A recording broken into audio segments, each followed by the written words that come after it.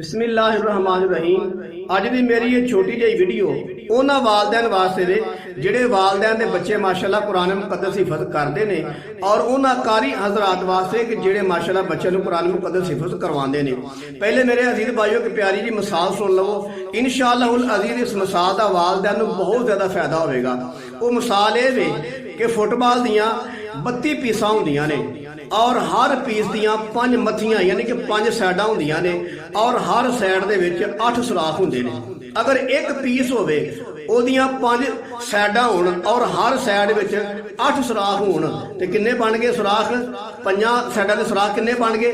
8 5 40 सुराख बनदे ने एक पीस के अंदर। और अगर सारिया पीसा हो 32 तो किन्ने बन गए? यानी कि 40 ज़रब तो 32 नाल ये बनते ने 1280। यानी कि एक फुटबॉल नूं 1280 सुराख कटे जाते हैं। इन्नी मरतबा फुटबॉल सूए मारे जाते हैं, फिर निक्कियां निक्कियां सूइयां लगाइयां जांदियां ने। और यानी कि इंसान नूं अगर एक सूआ वजे दसो ओदा की हाल होएगा, ओदा किन्ना यानी कि तकलीफ होएगी, किन्ना ओदा बेड़ा गर्क होएगा, किन्ना खून बवेगा, ओदे दिल ते की गुजरेगी जो एक सूआ वजेगा। तो फुटबॉल नूं तैयार करने वास्ते, ओदी कीमत बनाने वास्ते, ओदा मुल पाने वास्ते ओनू की किया जाता है? ओनू 1280 मरतबा सूआ मारिया जाता है, सूए नाल विन्निया जाता है और उस तो बाद निक्कियां निक्कियां 2 सूइयां दाखिल करके सज्जे खब्बे खिंच के तो ओनू धागे दे नाल कस्सिया जाता है। यानी कि ओदे जिस्म दे अंदर तकरीबन 1280 मरतबा सूइयां नू दाखिल किया जाता है, ओदे जिस्म नू विन्निया जाता है ते तां जाके मसा यानी कि ओदा मुल पैंदा है, ओदा म्यार बनदा है। ओदा मुल की पैंदा फिर तकरीबन अजकल 300-400 रुपया मुल पैंदा ओदा। उस तो बाद एक होर प्रोसैस होंदा है, वो की है कि ओनू लैके जांदे ने ग्राउंड विच और दोवां टीमां दे साथी होंदे ने 11-11। यानी कि फिर 22 बंदे जिहड़े ने ओनू ठुड्डे मारदे ने। 22 बंदे फुटबॉल नूं कोधरों ठुड्डा मारदा है, वो तरले पांदा उधर जांदा है, ओहदे के जाके दरखास्त करदा उदों ठुड्डा। यानी कि 22 बंदे नूं ठुड्डे मार मार के ओहदा कोई हाल नहीं छड्डदे। एक ठुड्डा बंदे नूं वज्जा होवे ओहदे पेट विच या जिस्म दे किसी हिस्से च दसो किन्नी तकलीफ हुंदी है।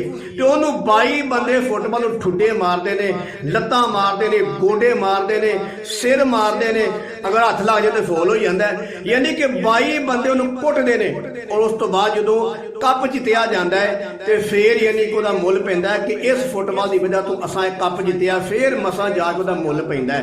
पहला उन्होंने कली कली पीस को विन्निया जाता है, 1280 मरतबा सूए मारे जाते हैं वो जिस्म के अंदर।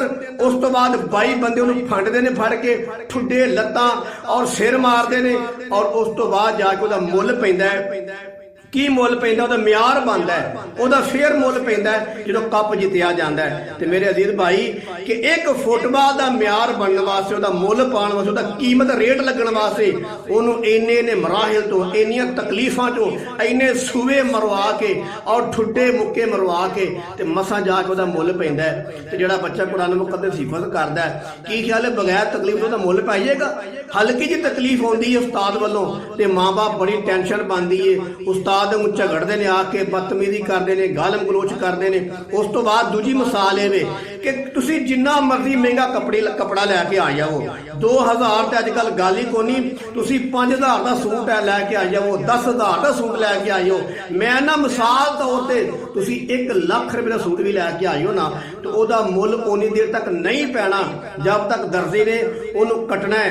उन्हें यानी कि ओदियां बोटियां करनियां ने, ओदियां लीरां करनियां ने, ओदियां बोटियां करके लीरां करके फिर मशीन दे विचों लंघाना है। फिर एक मशीन ने यानी कि बार सूई वजनी ओहदे जिस्म ते किन्नियां सूइयां तुसीं कदी गिनो कि एक सूट विच किन्ने हज़ार सूइयां वजदियां ने।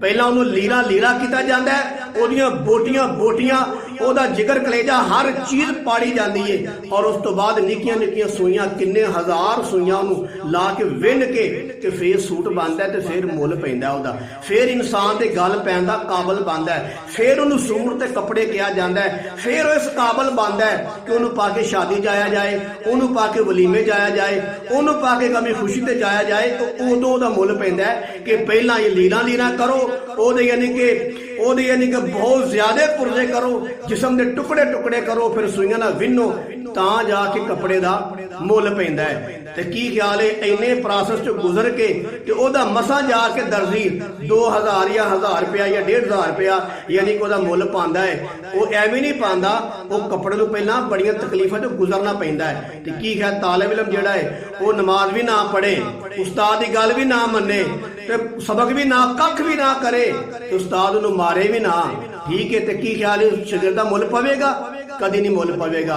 ਲਿਹਾਜ਼ਾ ਤੀਜੀ ਮਿਸਾਲ ਇਹ ਵੇ ਕਿ ਲੋਹਾ ਹੁੰਦਾ ਹੈ, ਉਹਨੂੰ ਭੱਠੀ 'ਚ ਗਰਮ ਕਰਦੇ ਨੇ, ਲੋਹੇ ਦੀ ਧਾਤ ਨੂੰ ਭੱਠੀ 'ਚ ਗਰਮ ਉਹਨੂੰ ਅੱਗ ਲਾਉਂਦੇ ਨੇ, ਅੱਗ 'ਚ ਸਾੜਦੇ ਨੇ, ਹਲਕੀ ਜਿਹੀ ਅੱਗ ਲੱਗ ਜਾਏ ਨਾ ਬੰਦੇ ਦੇ ਜਿਸਮ ਨੂੰ ਤੇ ਰਾਤ ਪੂਰੀ ਬੰਦਾ ਸੀ ਪਿਆ ਕਰਦਾ।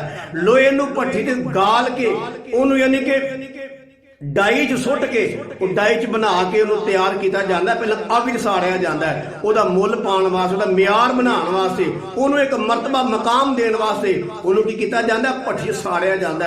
ਉਸ ਤੋਂ ਬਾਅਦ ਜਦੋਂ ਭੱਠੀ ਤਿਆਰ ਹੋ ਜਾਂਦਾ ਫਿਰ ਉਹਨੂੰ ਗਰਮ ਕਰਕੇ ਲਾਲ ਸੂਹਾ ਕਰਕੇ ਉਹਨੂੰ ਉੱਤੇ ਫਿਰ ਹੈਂਬਰ ਮਾਰੇ ਜਾਂਦੇ ਨੇ, ਥੋੜੇ ਮਾਰੇ ਮਾਰ ਕੇ ਜੋ ਬਣਾਉਣਾ ਚਾਹੁੰਦਾ ਹੈ ਕਾਰੀਗਰ ਫਿਰ ਉਹ ਬਣਦੇ ਤੇ ਫਿਰ ਉਹਦਾ ਮੁੱਲ ਪੈਂਦਾ ਹੈ। ਪਹਿਲਾਂ ਅੱਗ 'ਚ ਸਾੜਿਆ ਜਾਂਦਾ ਹੈ, ਫਿਰ ਭੱਠੀ 'ਚ ਯਾਨੀ ਕਿ ਆਮ ਗਰਮ ਕੀਤਾ ਜਾਂਦਾ, ਫਿਰ ਹੈਂਬਰ ਮਾਰੇ ਜਾਂਦੇ ਨੇ, ਫਿਰ ਥੋੜੇ ਮਾਰੇ ਜਾਂਦੇ ਨੇ ਤੇ ਤਾਂ ਜਾ ਕੇ ਉਹ ਕੁਝ ਬਣਨ ਦੇ ਕਾਬਲ ਹੁੰਦਾ ਹੈ, ਕੋਈ ਵੇਖਣ ਦੇ ਕਾਬਲ ਹੁੰਦਾ, ਤਾਂ ਜਾ ਕੇ ਉਹਦਾ ਮੁੱਲ ਪੈਂਦਾ ਹੈ। ਮੈਂ ਦੋ ਤਰ੍ਹਾਂ ਮਿਸਾਲਾਂ ਤੇ ਹੋਰ ਵੀ ਬੜੀਆਂ ਨੇ ਮੇਰੇ ਅਜ਼ੀਜ਼ ਭਾਈਓ।